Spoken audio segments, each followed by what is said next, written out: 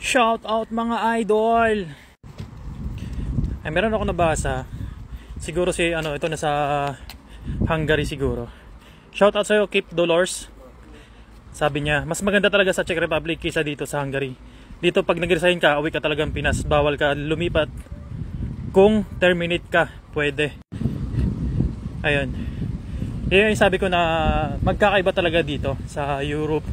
So sa mga paparating dito o mga papunta ng any part of Europe, ito kasi yung mga binablog ko dito, based talaga dito sa Czech Republic.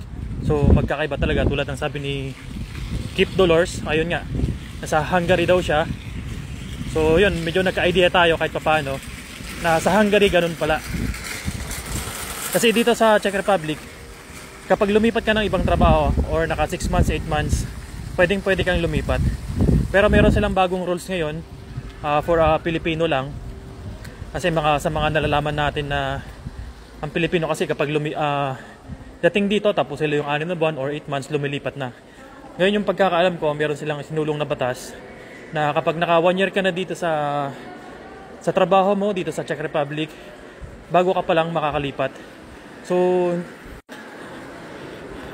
hindi ko sigurado kung totoo ba yung mga naririnig ko o nalalaman ko. Basta kasi meron nakapagsabi sa akin na nabanggit yun sa integration course kung saan attend ka doon tapos makikinig ka ng mga about buhay sa Czech Republic.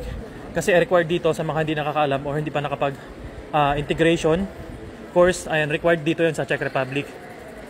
Kasi pinaka-importante yun para malaman mo yung culture ng bansang Czech Republic. Ayun, isa rin yun sa kagandahan dito na pwede kang lumipat. Diyan pala sa Hungary, hindi tulad dyan. Ayan, medyo nakakatakot yan kasi kapag halimbawa na-terminate ka, mahirap. Dito kapag na-terminate ka, pwede ka sigurong possible lumipat ng ibang company. Ganun. Pero dyan sa case sa Hungary pala. So, ingat-ingat yan mga kabayan. Wag basta-basta agad lumipat kasi alam nyo naman. Isipin natin yung mga pinagdaanan natin sa Pilipinas bago makarating dito sa bansang Europa. Magkakaiba man tayo ng mga policy. Ayun, go lang, laban lang. At saka para sa akin dito sa Czech Republic, okay na okay dito sa pamumuhay. Pero meron pang mas maganda dito, yung sinasabi ko nga sa Spain. Kapag gusto mong maging citizen ng European, within 2 years lang pwede ka nang makapag-apply ng citizen bilang isang Europe o European. Dito sa Czech Republic, 5 years bago ka makapag-apply ng citizen. So, dyan sa Hungary, bawal pala yung lumipat ka agad. Ayan, may mga pagkakaiba talaga, no? Kasi dito, kapag halimbawa naka 6 months ka na, or 8 months, 1 year, pwede ka nang lumipat ng ibang trabaho mo. Ayun, sa experience ko noon, yung mga dating ko dito, siguro, tinapos ko lang yung 8 months ko. Bali, kasi naging 8 months yon, 6 months, tapos meron silang binigay na 2 months render. Yan, required yun sa mga gustong lumipat. Required yun na tapusin mo muna yung 2 months bago ka lumipat ng ibang company.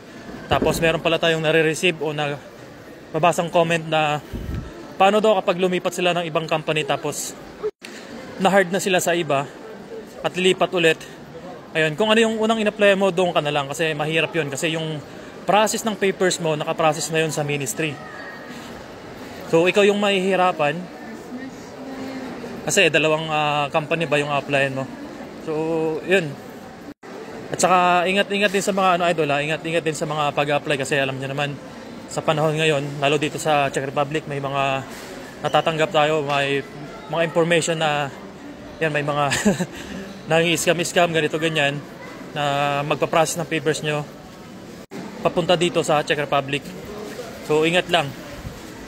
Pag nihingi na kayo ng pera, ayan, wag agad magbigay. At kung gusto niyo talaga ng legit, ayan, may mga agency naman tayo na accredited ng embassy natin o sa DMW Pulo. Ayan, doon na lang kayo mag-apply para hindi kayo may scam. Kasi mahirap na rin lalo sa panahon ngayon. Ayan. Andito tayo sa grocery. Sa Globus. Malapit lang kasi ito sa accommodation namin.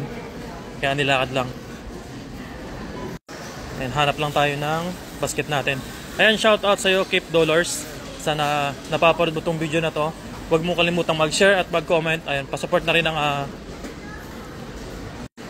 YouTube channel natin, Idol. Idol sa Europa din yung pangalan nung natin, channel natin. Ayan, wala tayong makitang basket. Ayan, basta dito sa Europe talaga magkakaiba yung policy ng mga government. Sa cost of living, magkakaiba rin tayo.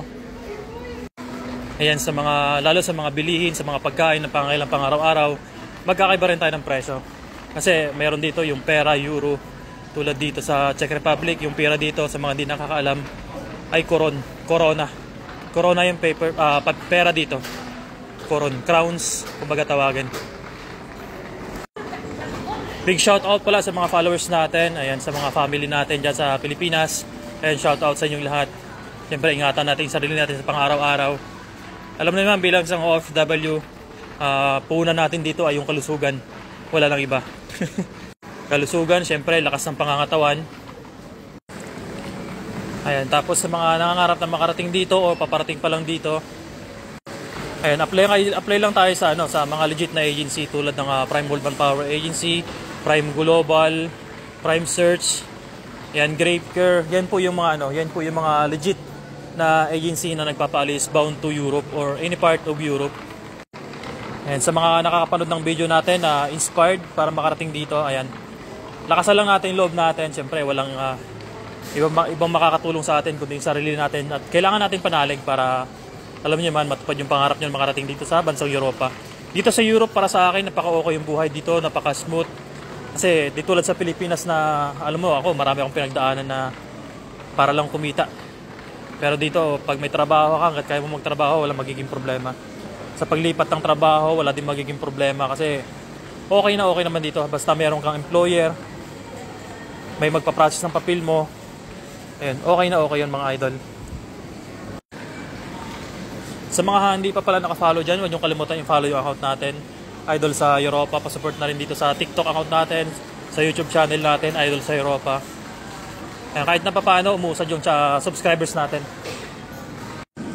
Ayan, tapos dito talaga sa Czech Republic, mura lang talaga eh. Tulad nitong manok na to, oh. Siguro kung ikaw lang kakain ito, 73 crowns lang. Napakamura na ito, murang-mura lang yan. Tapos ayan, 100 crowns. Napakamura lang yan. 91. Yan, yung mga karne. Yan, di na natin isa-isahin kasi maraming tulad buong manok, oh. Mura lang ito, 267, 144. Murang-mura lang yan. Ayun. Tapos kapag mga nag-sale pa dito, mas mura talaga. Sa mga karne, punta natin yung mga karnihan dito. Dito ako namimili kasi para sa akin medyo mura dito. Siguro hindi ko alam any part of Europe, dito sa Czech Republic na meron pa siguro mas mura. Mas mura na bilihan. Kasi di pa tayo nakakapag-explore sa iba. Ito dito. Ay, tingnan nyo naman, 10 crowns lang yan. Ito, hindi ko alam kung magkano ito. Parang baka ata ito eh. Check natin kung nasa magkano.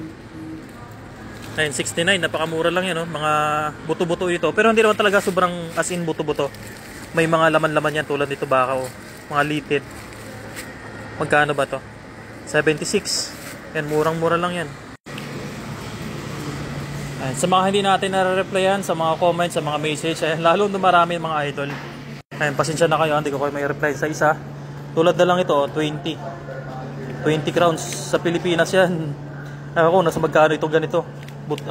Paan ng baboy. Pero dito, ayan, magsasawa ka ng karne dito. Tingnan nyo naman, napakaraming karne. Murang-mura lang yan dito sa Czech Republic. Pero hindi ko nila lahat kasi nakabase lang ako dito sa Czech. Sa any part of Europe, hindi ko alam kung nasa magkano mga presyo ng mga ganyang mga karne-karne. Kasi dito magkakaiba nga tayo ng pera. Yung cost of living magkakaiba.